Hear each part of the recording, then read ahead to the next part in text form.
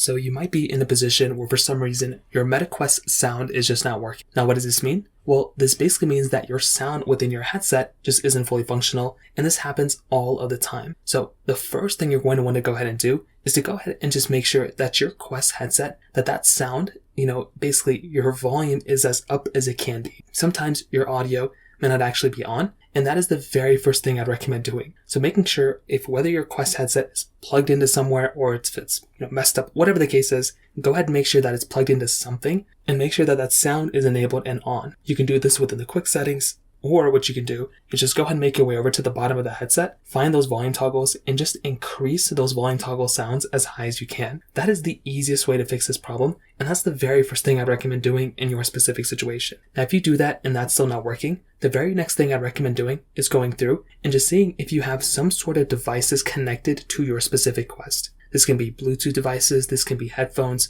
this can be a lot of different things across the board. Go ahead and try connecting your specific headphones, devices, whatever the case is, to that headset and see if that ends up fixing the problem. For a lot of people, that probably will end up fixing the problem for you, and that's exactly what I'd recommend doing in your specific situation as well. Now, if you do that and that's still not working, you may want to see if you can restart your headset. So hold down the power button, restart that headset down, completely shut it off, and once again, that can very well end up fixing the problem for you as well. If that still doesn't fix it, what I'd recommend doing here is seeing if there is an update available for your headset. So just go through, find exactly where your headset update panel is within the settings, go ahead and try updating your software that way, and that's another thing you can try doing here as well. So that pretty much covers it up here. If you have any other thoughts or questions, let me know in the comment section below. Hit the like button, that helps me so much, but definitely hit that subscribe button. More importantly than everything else, I love every single one of you guys. Hopefully I'll catch you guys in the next video. Peace out till then.